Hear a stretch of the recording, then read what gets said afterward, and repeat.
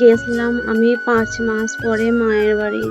খুবই মন খারাপ লাগছিল যে মায়ের বাড়ি যাচ্ছি এতদিন পরে। মা তো বারবার ফোন করে বলেছিল, "আয়, আয়, আয়।" ফাইনালি আমি মায়ের বাড়ি চলে গেলাম।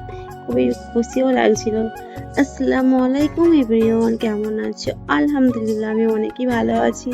বাট এইখানে এত পরিমাণের গরম পড়েছে কি বলবো? গরম জাস্ট নিয়ে যাচ্ছে না। এই ভিডিওটা করেছিলাম ঈদের পরের দিনে, ঈদের ২ দিন পরের ভিডিও ছিল। আমার খুব শরীর খারাপ ছিল। তো যাওয়া হয়নি ঈদের পরের দিনে, তারপরের দিনকে গিয়েছিলাম। বাট ভিডিওটা পোস্ট করব ভাবি, বাট করা হয় না। করা হয় না মানে এডিট করতে হবে এই ঝামেলায়। ফের আমার মেয়ে আছে, ছেলে আছে।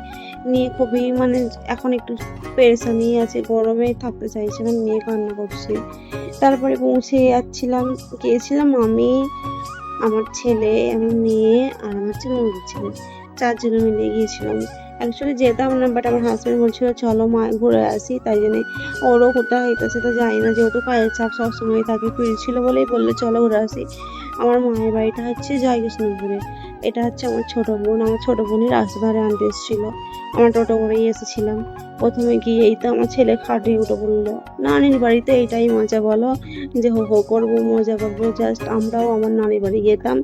খুবই মানে ১৪ দিন ১৫ দিন থাকতাম। আমার মামিরা আমাদেরকে এতই ভালোবাসতো। সেভাবে যেতাম না, বছরে ১ বার কি ২ বার যেতাম, কিন্তু অনেকদিন করেই থাকতাম।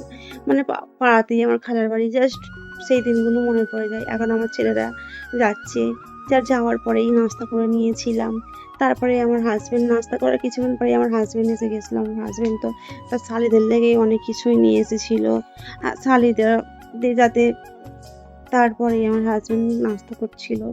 নাস্তায় ছিল চিকেন কষা আর মাংস রান্না করেছিল। আমার হাসব্যান্ড তো নাস্তা করে নিল। তারপরে কিছুক্ষণ পরে দিয়েছিল ভাত। ভাতে ছিল বেগুন ভাজি, ডিম ভাজি, তারপরে সালাড, মাছ দিয়ে পেঁয়াজ দিয়ে, মাংস, চিকেন অনেক কিছু ছিল। তারপরে এখানে মিষ্টি খাচ্ছিল। সেই দিনটা ছিল ২৩শে মার্চ, আমার বার্থডে ছিল। হঠাৎ করে আমার ছোট বোন বলে ফেলেছে যে, "দিদি তোমার আজকে বার্থডে তো?" তাই জন্য আমার ছেলে কি করেছে, বলছে, "নাও তোমার যেখানে বার্থডে তুমি সব মিষ্টিটা খেয়ে নাও।" আমি বলছি, "না খাবো না, তুমি খাও।" "খাও না, একটু খাও না।" আমার ছেলে এমন, মানে যাই হোক একটু ওকে খেতে হবে। কিন্তু ও দইটা খেতে, খেতে আমাকে দিচ্ছিল, "না আমি খাবো না, তুমি খাও।" তারপরে আমার হাসব্যান্ডটা চলে যাচ্ছিল। যেহেতু আমি এসেছিলাম টোটো করে, ফের ভাবছিলাম গাড়ি করেই চলে যাবো। কিন্তু রাস্তায় যে পিচ রাস্তা হচ্ছিল না, ওখানটা একটু জ্যাম হবে বলে আমি কি করছিলাম, টোটো করে এসেছিলাম আর ওরা আগেই চলে গিয়েছিল। ভিডিওটা ভালো লাগলে লাইক, কমেন্ট, শেয়ার করে দেবেন আর পাশে থাকবেন।